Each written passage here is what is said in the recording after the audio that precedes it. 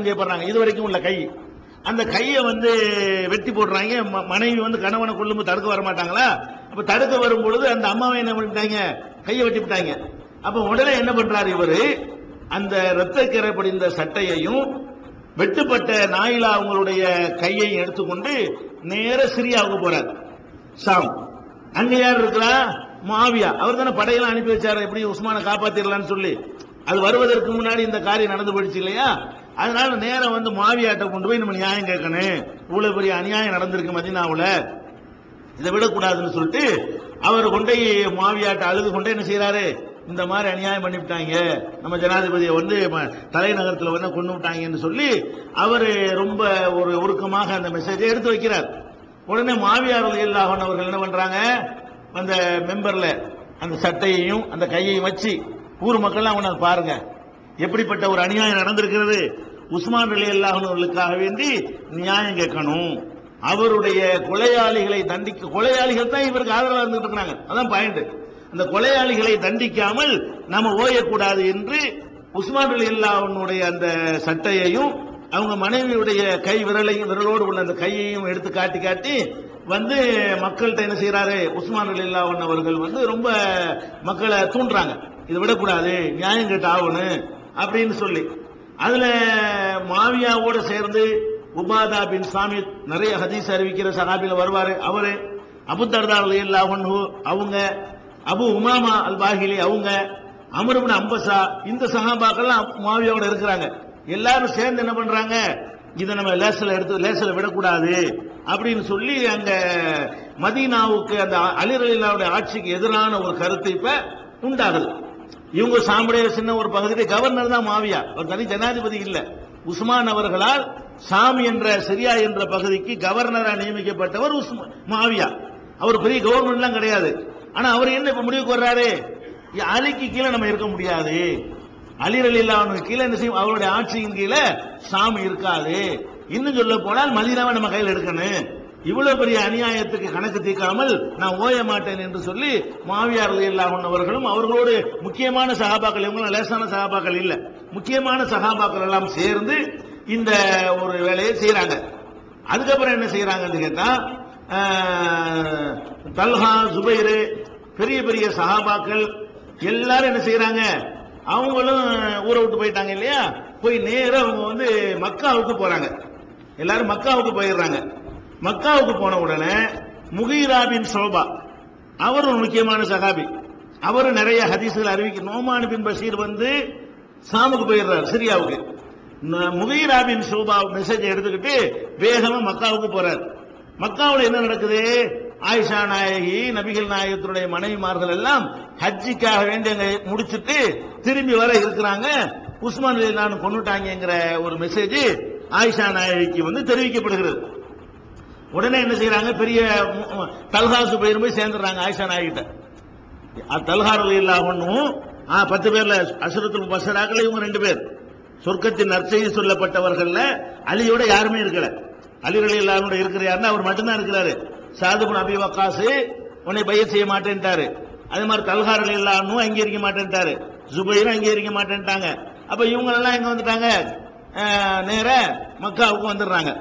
வந்த உடனே ஆயிஷா நாயகி என்ன செய்யறாங்கன்னு கேட்டா, அந்த மக்களை எல்லாம் அசம்பிள் பண்றாங்க. இது உஸ்மான் ரலியல்லாஹு அன்ஹுடைய கொலைக்கு நாம நியாயம் கேட்கணும், அங்கதான் கருத்து உருவாகுது. இப்ப மதீனாவுக்கு போறதா இல்லையா அப்படிங்கிற மாதிரி என்ன செய்யறாங்க, ஒரு பிரச்சனை ஏற்படுகிறது. அந்த என்ன செய்யலாங்கிற மாதிரி ஒரு பிரச்சனை ஏற்படுகிறது. அதுக்கிடையில் என்ன ஆகுதுன்னு கேட்டா, ஆயிஷா நாயகி அவர்கள் அங்க தல்ஹா, சுபைர் எல்லாருமா சேர்ந்து ரசூலுல்லாஹ்வுடைய மனைவிமார்கள் எல்லாம் கூடி மசூரா பண்றாங்க. 3 விதமான யோசனைகள் முன்வைக்கப்படுகிறது. என்ன யோசனை, நாம மதீனாவுக்கு போகணும், மதீனாவுக்கு போய் அங்க அட்டாக் பண்ணி அங்க உள்ள அந்த கொலையாளிகள் ஊர்ல உட்கார்ந்துட்டு இருக்காங்க எல்லாருமே. மதீனாவில் அவங்க இல்ல, மதீனா இருக்குது, மதீனாவுக்குள்ள படையோட போய் இந்த வெளியூர்ல இருந்து எவனெல்லாம் உள்ள நுழைஞ்சிருக்கிறானோ எல்லாரையும் காலி பண்ணணும் அப்படிங்கிற மாதிரியான ஒரு கருத்து ஒரு சாரார் சொல்றாங்க. இன்னொரு சாரார் சொல்றாங்க, இல்ல நம்ம சிரியாவுக்கு போயிருவோம், முஆவியா இந்த விஷயத்துல தெரியும், உஸ்மான் சொந்தக்காரர் இல்லையா, முஆவியா இந்த விஷயத்துல தீவிரமா இருக்கிறாரு, நம்ம அவரோட போய் சேர்ந்து கொண்டு நம்ம என்ன செய்யணும் முடிவெடுப்போம் அவரு கீழே நின்று நம்ம வந்து ஏதாவது பண்ணுவோம் அப்படின்னு ஒரு சாரார் சொல்றாங்க. இன்னொரு சாரார் சொல்றாங்க, இந்த பசராவில் இருந்து கொலை செய்யறதுக்கு வந்தாங்களே அவங்க எல்லாம் வந்து பசராவுக்கு ரிட்டர்ன் ஆயிட்டாங்க. மீதி உள்ள வந்து அந்த ஊர்ல இருக்கிறான். ஃபர்ஸ்ட் பசராவுல போய் அந்த பசராவுல உள்ள இந்த கொலையாளிகளை நம்ம காலி பண்ணுவோம் அப்படின்னு சொல்லி 3 விதமான அபிப்பிராயங்கள் வருகிறது.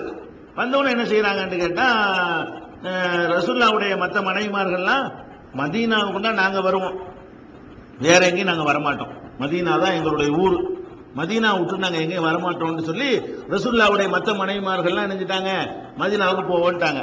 ஹப்சாவும் ஆயிஷா ரலியல்லாஹு, ஹப்சாண்டா உமர் மகள், ஆயிஷா அபூபக்கருடைய மகள். அப்ப 2 பேரும் ரசூலுல்லாஹ்வுடைய மனைவி தான். அவங்க 2 பேரும் என்ன செய்யறாங்கன்னு கேட்டா, நம்ம பஸ்ராவுக்கு போவோம் அப்படிங்கிற ஒரு முடிவுக்கு அவங்க 2 பேரும் வர்றாங்க.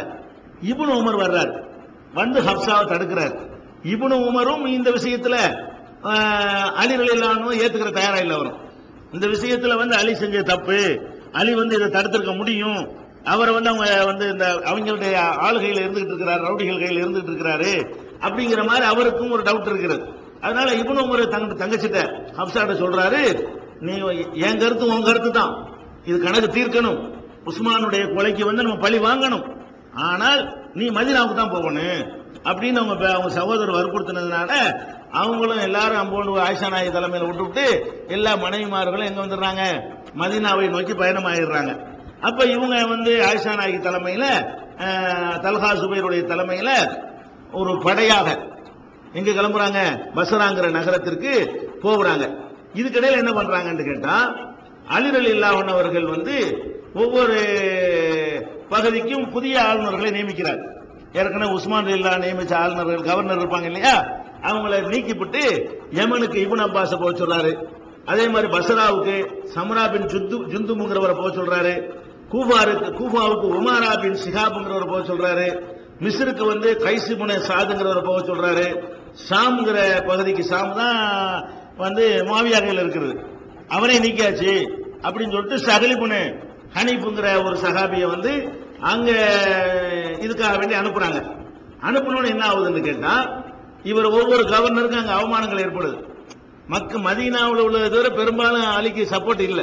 நிலவரம் எப்படி இருக்குன்னு கேட்டா, சஹல் இப்னு ஹனீஃப் வந்து சிரியாவுக்கு போறாரா, ஊர் மக்கள் எல்லாம் பிடிச்சி வழியில மறைச்சு விட்டாங்க. எங்க வந்திருக்கிறீங்க, நான் கவர்னரா வந்திருக்கிறேன், உஸ்மான் உன்னை கவர்னர் அனுப்புனா இங்க வா, அலி அனுப்புனு சொன்னா உயிரை காப்பாத்தி ஓடி போயிரும்.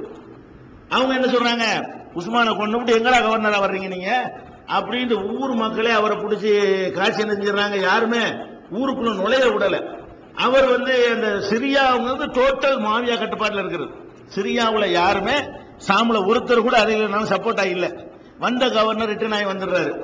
அதே மாதிரி கைஸ் இப்னு சாதுங்கிறவர் எகிப்துக்கு போனார் இல்லையா, அதுல ஒரு கணிசமான பேர் வந்து அவருக்கு ஏற்றுக்கொண்டாலும் இன்னொரு கணிசமான பேர் என்ன செய்யறாங்க, உஸ்மான் ரலியல்லாஹு அன்ஹுவை கொலை செஞ்சவர்களை கணக்கு தீர்க்காமல், ஏன்னா எகிப்துக்காரங்க தான் வந்து கொண்டிருக்கிறாங்க, அதனால அங்க உள்ளவங்க அவருக்கு பையத் பண்ணுவாங்க, ஆதரவாளர்கள் அங்க இருக்கிறாங்க, அவங்க எல்லாம் வந்து தானே கொலை செஞ்சது. அந்த மாதிரி சிந்தனை உள்ளவர்கள், உஸ்மான காலி பண்ணணுங்கிற சிந்தனை உள்ளவர்கள் இருந்ததுனால அவரை ஒரு சாரார் ஏற்றுக்கொள்றாங்க. ஒரு சாரார் என்ன பண்றாங்க, கொலையாளிகள் உஸ்மான் எல்லாம் கொலையாளிகளை நாங்க விட மாட்டோம், அது யாருன்னு தேடி பிடிச்சி அதை காலி பண்ணாம நாங்க ஓய மாட்டோம், அது வரைக்கும் ஒன்னை ஏத்துக்கிற மாட்டோம்னு சொல்லி அவருக்கு எதிர்ப்பும் ஆதரவுமான நிலையில் அவர் எகிப்துக்கு போயிட்டார். அதே மாதிரி பஸ்ராவுக்கு போனார சம்ரா பின் ஜுந்துபு, அவர் என்ன ஆகுறாருன்னு கேட்டா, அவருக்கு இதே மாதிரி எகிப்துல உள்ள நிலைமை தான். கொஞ்சம் பேர் அவரை சப்போர்ட் பண்றாங்க, கொஞ்சம் பேர் எதிர்க்கிறாங்க, முழு கண்ட்ரோல் ஊர் அவரை எடுக்க முடியல. அந்த மாதிரியான நிலையில அவருக்கு பெரிதாபரம் நிலைமை. அதே மாதிரி கூஃபாவுக்கு அனுப்பின உமாரா இருக்காரு பாருங்க, அவரு திரும்பி விளையாண்டுறாரு, வெட்டி விட்டுறாங்க, ஊருக்குள்ள வரக்கூடாதுன்னு சொல்லிட்டு. அப்ப இவருக்கு அலி ஒரு கவர்னரை அனுப்புறாரு, அந்த கவர்னரை விரட்டி விடுற அளவுக்கு, முழுசா விரட்டுற அளவுக்கு